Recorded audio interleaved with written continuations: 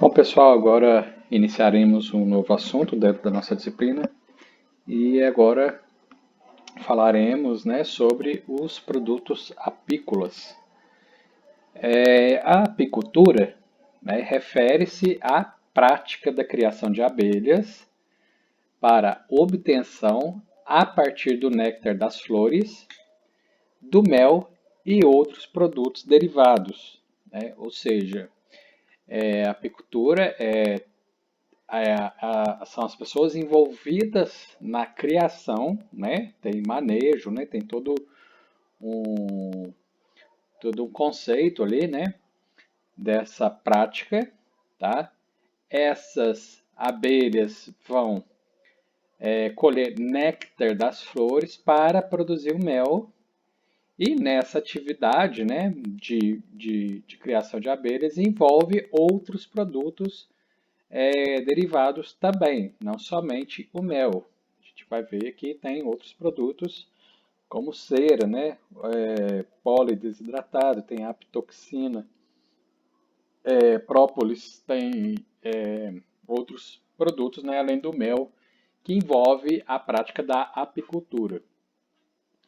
Os povos, né, todos os povos primitivos da Ásia, da África e Europa conheciam as abelhas e utilizavam seus produtos.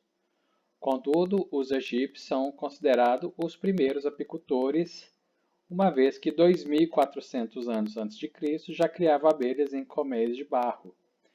Então, a gente está falando de um assunto, né, de uma produção de um alimento que é explorado há muitos anos, né? Então, esses relatos dos egípcios, né, 2.400 antes de Cristo, já havia a prática da apicultura, né, pelos egípcios para a obtenção do mel. A palavra apicultura refere-se ao gênero de abelhas, chamado Apis, dentro do qual estão as principais espécies responsáveis pela produção de mel no mundo. Então, nós temos vários tipos de abelha, né? E quando tem a palavra Apis, né, significa, né, que dentro desse gênero ocorre a produção de mel. As abelhas do gênero Apis são boas produtoras de mel, o principal produto da apicultura, além da geleia real, cera e própolis. Evidentemente, né, que a apicultura é explorada mais com o intuito da produção de mel, né? O mel é o grande produto explorado, tá? Nós temos também a possibilidade de coleta e comercialização da geleia real, que é um alimento ele é feito, né, específico, né, ele é feito pelas abelhas, especificamente para alimentar a rainha, né? A rainha, ela tem que ter um alimento mais nutritivo, um alimento mais específico, porque a função da rainha é somente fazer a reprodução ali da espécie, né? Ficar botando os ovinhos poder é, para poder perpetuar a espécie, né? E nós temos também a cera, vou falar em slides mais para frente de forma mais ampla, para que é explorada a cera, né? Para que ela é comercializada. E a própolis é um grande conhecido nosso, né? Então a própolis é um produto que usa-se bastante aqui no Brasil com finalidades farmacológicas, né? Vamos dizer assim, né? Que é um anti-inflamatório, dependendo da situação, né? Tem até o medo de usar um pouco essa palavra, é um pouco assim, um efeito antibiótico também para determinadas situações, determinadas infecções ali, né? Mas é algo muito pontual para ser explorado e falado, né? O mel caracteriza-se como substância viscosa formada por água, né? O mel contém água na sua forma produzida, desde que produzido pelas abelhas, né? Eu falo nesse sentido porque tem possibilidade de alteração, tá? Então é formado por água, ele tem açúcares e outras substâncias em menor proporção, como aminoácidos, minerais, vitaminas, enzimas e óleos aromáticos. Então, a gente está tendo uma informação aqui da composição química do mel, né? Então ele é formado, né? Evidentemente ele tem água, né? Até justificado por aquela característica dele de escoar, né? É um fluido, porque ali tem água. Os açúcares, evidentemente, né? Então eu coloquei no plural, porque a gente vai ver detalhadamente que são mais de um tipo de açúcar e outras substâncias em menor concentração, mas que são importantes do ponto de vista nutricional. Ele é elaborado e transformado pelas abelhas depois da recolha do pólen nas flores, né? O mel não contém gordura, nem colesterol, evidentemente, daí ser um adoçante ideal para variadas aplicações, porque o mel ele é usado devido ao seu grande poder de doçura e vários produtos da indústria, né, fazem o uso de mel como ingrediente também, né? E aí ele vai conferir aquelas características do sabor do mel e adoçar os produtos também. Desde as civilizações antigas, o mel é reconhecido por suas propriedades terapêuticas, sendo utilizado no tratamento de várias doenças, né? Antigamente ele era visto, assim, como, pelos relatos, né, pelos históricos, como um remédio, né? Vamos falar assim, mas do ponto de vista antigo, né? Por civilizações antigas. E essa foto eu encontrei na internet, né? Ela remonta aí a representatividade, né? Uma figura egípcia pelo estilo da gravura, né? Já aqui várias abelhinhas desenhado, né? E aqui é de onde que eles chegaram às conclusões, né? Do que foi dito em slides anteriores, né? De ser explorado já antes de Cristo. A produção de mel oriundo de florada silvestre está se tornando cada vez mais escassa no Brasil e no mundo, né? Esse assunto tem surgido bastante na mídia, né? Não só no meio científico, na área de alimentos, mas eu tenho notado que isso vem sido, digamos assim, né? Bem pontuado por vários meios de comunicação, né, não somente revistas e periódicos da área de alimentos, chamando atenção devido a essa questão aí da escassez, né, da escassez de mel, de abelha, de produção.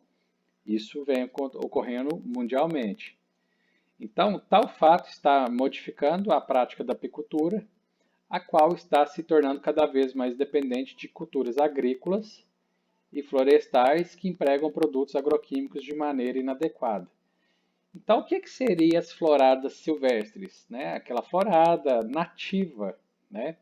O mel proveniente, né, das abelhinhas que foram lá naquela florada, né, nativa, aquela floresta, né, silvestre, e ali ela coletava de diversos tipos de flores, né, aquela diversificação de flores de várias espécies de plantas, e aí gera-se, né, um mel silvestre. E isso está tornando cada vez mais escasso, porque as florestas, né, elas estão encolhendo.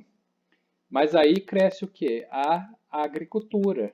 E aí que vem, né, essa questão aqui, né, que ela está mais dependente de culturas agrícolas e florestais que empregam produtos agroquímicos de maneira inadequada. Não são todos, né? Mas assim, é possível continuar com a produção de mel? Sim. Se for você levar para cultura, para próximo de culturas agrícolas, né? A nossa região aqui é de café, então eu posso colocar colmeias próxima dos cultivos, né? Das culturas de café aqui da região. Vou produzir mel. Só que para essa cultura, né, faz utilização de defensivos agrícolas. E aí, né, que entra a questão das abelhas consumirem esse pólen, né? Consumirem não, né? De pegarem esse pólen para converter em mel, mas esse pólen a gente fazendo numa visão, né, de um diagnóstico, a gente consegue identificar que ali tem produtos como defensivos agrícolas, como é um dos exemplos, né? E aí vem essa fala, né? Porque alguns produtores podem fazer o uso de defensivos agrícolas de maneira inapropriada, né? Usar concentrações elevadas daquelas recomendadas pelo fabricante. Os contaminantes químicos são geralmente aplicados na região da colmeia, nas flores onde a abelha coleta o néctar, ou ainda aplicados dentro da própria colmeia com o intuito de diminuir ou eliminar parasitas de abelhas. Então tem esse viés também, né, de contaminante químico. Esse que eu expliquei anteriormente e da utilização direta de alguma substância química para promover, por exemplo, né, a diminuição e eliminação de parasitas que pode ter nas abelhas, né? Há relatos aí de uso de antibiótico para que as abelhas fazem uma calda, né, de água com açúcar e coloca ali o medicamento, né, a substância química para a abelha, porque a abelha ela vê a água com açúcar, ela vai, né, até essa água. E ali eles colocam como uma substância e a abelha acaba levando isso para o mel, né? O mel acaba sendo produzido aí e pode ter interferência na qualidade do mel nesse aspecto de presença de substâncias químicas. Então essa prática, né, ela evidentemente ela vai prejudicar, né, caso ela seja feita, seja realizada, a qualidade do mel e dos demais produtos apícolas via contaminação da produção com resíduos potencialmente tóxicos para o homem. Eu lembro de mais ou menos em 2004, 2006, né, eu não estou com muita precisão no ano, mas foi mais ou menos nesse período, em que o mel, que o Brasil, né, ele exporta muito mel para outros países e um dos nossos clientes é o Japão. E eu lembro uma vez de uma devolução de uma carga muito grande de mel para o Brasil, porque chegou lá o produto, né, aquela quantidade grande de mel, no Japão, fizeram a análise, né, uma análise química e identificaram a quantidades elevadas de defensivos agrícolas, né, de substâncias tóxicas ali no mel. Então, né, mediante ao acordo, ao contrato que eles sacramentaram, foi devolvido essa carga todinha de mel para o Brasil, né? Então, é um prejuízo muito grande, né? Então, nós temos vários tipos de consumidores, né? Consumidores no sentido que compram o nosso mel e eles têm seus padrões de exigências e tem que ser cumprido. Então, essas práticas que eu venho citando aqui, né, elas podem contribuir para a perda de qualidade e causar um problema de ruptura aí comercial com determinados clientes ou países. E isso não é interessante, né? Um pouco sobre a apicultura orgânica, né? É possível o aproveitamento de grande biodiversidade das matas nativas brasileiras e do seu potencial melífero para a produção de mel, ao mesmo tempo em que essas áreas são preservadas. Então, tem um movimento no Brasil de certos produtores dessa questão aí de preservação das matas nativas, né?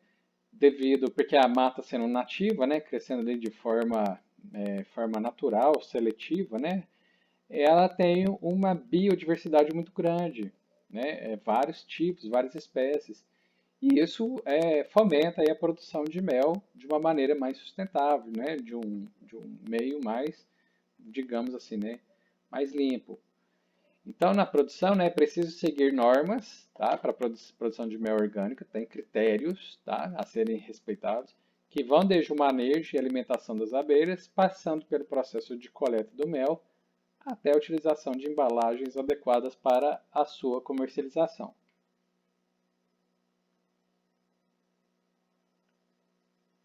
Então, as abelhas existem há mais de 50 milhões de anos, período durante o qual quase não sofreram transformações evolutivas, né?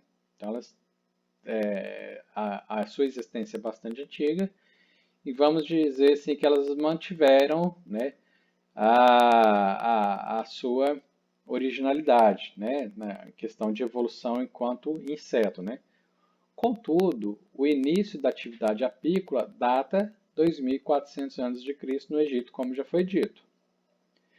O mel, usado como alimento pelo homem desde a pré-história, por vários séculos foi retirado dos enxames de forma extrativista e predatória, muitas vezes causando danos ao meio ambiente, matando as abelhas, né?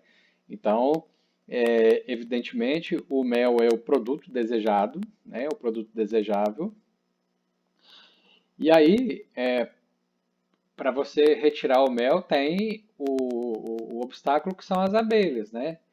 E de amplo conhecimento, elas possuem mecanismos de defesa que é o famoso ferrão, né? Que contém toxina, que dependendo, né, do número de picadas, né, que a pessoa levar, ela pode ir a óbito, né? Independente ou não de ser alérgica. O que seria nessa questão do choque anafilático? São pessoas que são mais sensíveis. Com uma picada, ela pode fechar a glote e morrer ali por falta de ar. Mas mesmo a pessoa que não tem essa sensibilidade e for picada por um quantitativo muito alto, pode ter a mesma reação e vir a óbito mesmo não tendo essa questão aí dessa sensibilidade. Então, o que que muda aí, né? Para certos indivíduos, uma abelha é suficiente para levar à morte, uma, duas picadas. Já certas pessoas podem tomar 5, 6 picadas de abelha e não acontecer nada, mas se essa pessoa que não tiver reação nenhuma, 9, 10 picadas, mais de 1000, né, que a abelha ataca quando vai fazer, quando vai retirar o mel, né? E aí pode ter esse problema aí de vir a óbito pelo choque anafilático, né, devido à toxina que ela possui. Então, essa forma, né, antigamente era assim, tinha que matar as abelhas para chegar até o mel, né? Então, essa é uma forma predatória. Você quer roubar o produto que ela produz, mas tem que fazer a eliminação dela para você obter o mel. Então, é uma forma muito extrativista e predatória. E ao longo do tempo, o homem desenvolveu técnicas de manejo das abelhas de forma a proteger os enxames e colmeias e obter maior produção com o mínimo de prejuízo para as abelhas, né? Nascia assim a apicultura. Então isso é uma evolução para ambos, né? Porque se aqui matava-se as abelhas, então você teria que procurar por outras colmeias, né, de forma aleatória, numa floresta, numa mata, para fazer a sua extração.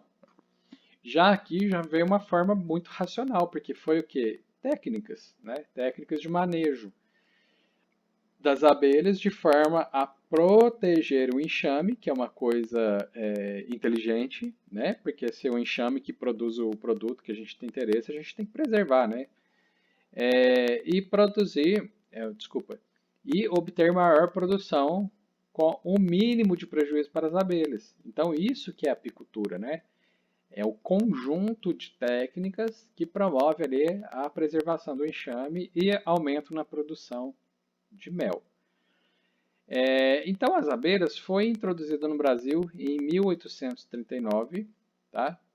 A atividade apícola passou por vários problemas até se tornar boa opção para os apicultores brasileiros. Então, tem um histórico sobre essa questão da apicultura no Brasil, um histórico bastante interessante para entender contextualização, né? E essa história da apicultura aqui no Brasil, ela foi dividida em fases, né?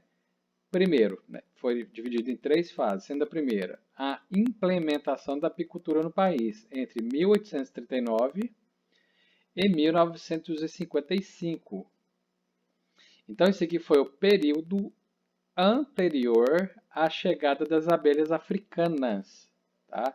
Porque essas abelhas africanas foram trazidas ao país, né? Que elas têm o seu nome, Apis mellifera scutellata, né? Então ela é conhecida, né, popularmente como abelhas africanas, essa Apis mellifera. E elas chegaram ao Brasil em 1956, igual eu falei, elas foram trazidas. Então, o primeiro período de implantação da apicultura teve essa primeira fase aqui, ó, de 1839 a 1955. Então, nessa primeira fase, criavam-se abelhas, manda-saia, né, porque a gente não tinha Apis mellifera, que hoje é a que predomina a produção de mel no Brasil, né? Nós tínhamos, né, a manda-saia, a tuiuva, jataí, uruçu, jandaíra, entre outras espécies de abelhas. De 1845 a 1880, com a migração dos alemães, várias colônias da espécie Apis mellifera foram trazidas da Alemanha e teve início a apicultura no estado do Rio Grande do Sul, Santa Catarina, Paraná e São Paulo. Então, aqui é um contexto da primeira fase. O segundo período é o período de africanização dos apiários, tá? E das colônias na natureza, né?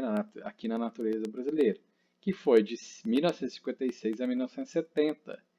Então, aqui iniciou de forma mais intensa a partir dos primeiros enxames africanos importados em 1956, continuando ao longo dos anos com menos intensidade.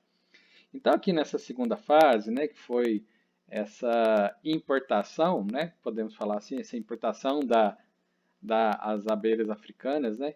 Então, nessa fase é introduzida a abelha africana para fins de cruzamentos, né? Segregações de linhagens que aliem suas boas propriedades as boas propriedades das melhores linhagens italianas. Então, a intenção foi trazer enxames, né, essas abelhas africanas, colocar ela aqui no Brasil e essas abelhas iam fazer cruzamentos com outras espécies para tentar atingir, fazer com que elas tivessem um melhoramento, né, nas suas propriedades, né? E tem a terceira fase, que é o período de recuperação e expansão da apicultura brasileira, e eles chamam isso de pós-1970. Iniciou-se quando ocorreu o primeiro Congresso Brasileiro de Apicultura, período desde o início caracterizado pela aliança entre apicultores, cientistas e governo. Aí já foi um grande passo. Porque a apicultura foi alinhada com cientistas, né, com pesquisadores das instituições de ensino e pesquisa brasileira, e o governo também entrou com apoio à atividade da apicultura, que isso é primordial, né, que o governo reconheça a atividade para que ele fomente, né, fomente as pesquisas, né, entrando com dinheiro mesmo, né, para que haja um melhor entendimento da atividade, um desenvolvimento mais aprimorado, para que a atividade seja mais atrativa, né. Hoje, além do mel, é possível explorar com a criação racional das abelhas produtos como pólen apícola, tá? É importante falar o pólen apícola porque é a abelha que fez a coleta do pólen lá na florzinha, tá? Mais para frente eu falo sobre essa questão desse produto. Hoje é altamente explorada a geleia real, que é um alimento com qualidades nutritivas diferenciadas de qualquer outro alimento que eu conheço, né? Porque geleia real, o nome já fala, é oferecida à realeza, que é a rainha, né? Tem também a comercialização de rainhas, tá? É vendido, né? Você consegue comercializar rainhas para outros apicultores, né? Nós temos aqui um impacto super positivo, que é a questão da polinização, né? Então, essa exploração da polinização é muito utilizada aqui no Brasil, nessas grandes culturas, porque para que você tenha lá a produção, por exemplo, vamos usar o exemplo do café, né, que é a da nossa região aqui, nossa agricultura mais representativa. Se você coloca, vamos começar o entendimento da planta, né, ela vira aquela florzinha necessita que haja cruzamento entre outras flores para que desenvolva e vire o fruto.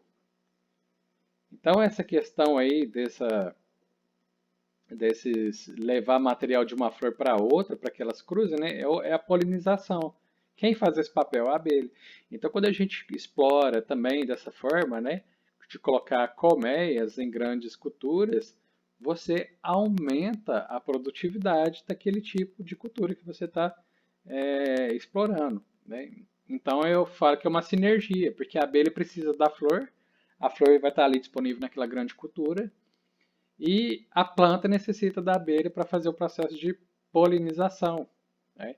Que é muito importante para a produção de frutas, né? De outros exemplos aí. A aptoxina, que é a toxina da abelha, né? Ela é explorada para tratamentos de saúde, né? A cera é altamente comercializada entre produtores, porque a estrutura onde é colocado, que é feito o mel, na colmeia, são os alvéolos. Esses alvéolos são construídos de cera. Então, quando você faz a extração do mel, você retira esse quadro de mel, que tem esses alvéolos, extrai o mel e você teve ali o quê? Um subproduto, que é a cera. Essa cera você pode derreter, voltar ela para a produção, né? Tem um equipamento que faz o início dos alvéolos, né?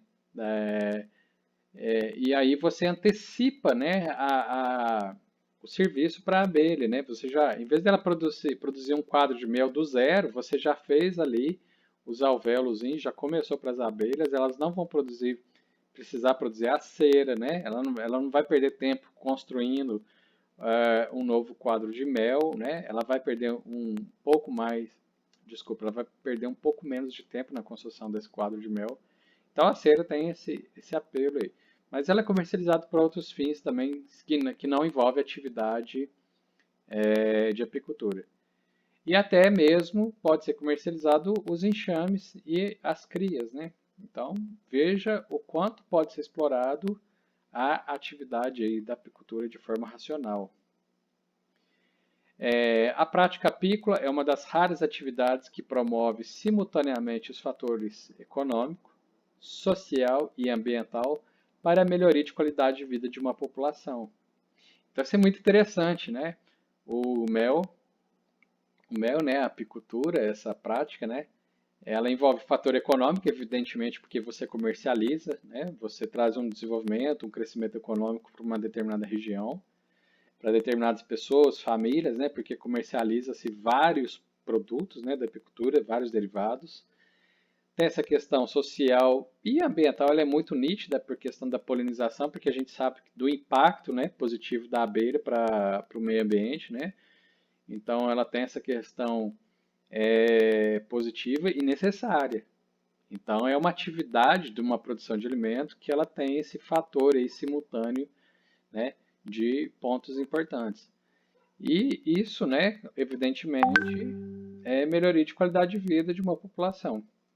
Em relação aos aspectos econômicos, o Brasil se destaca na produção mundial de mel e também tem posição de destaque como exportador. Então, o Brasil tem aí um certo destaque, né, mundialmente em relação à produção de mel, né? E ele também tem uma participação como produto de exportação também. E ambientalmente, a apicultura contribui para a polinização, como já foi dito, né? Que é o processo de transporte do grão de pólen de uma planta para a parte reprodutora feminina de outra, né? E isso vai fazer o quê? Isso vai culminar com a fecundação cruzada entre diferentes espécies de plantas. Isso é o ponto positivo aí, né, do aspecto ambiental, ajuda nessa propagação, né, na reprodução, no aumento de volume de produtividade, né, de certas plantas, certos plantios e, né, do ponto de vista ambiental, tem esse impacto.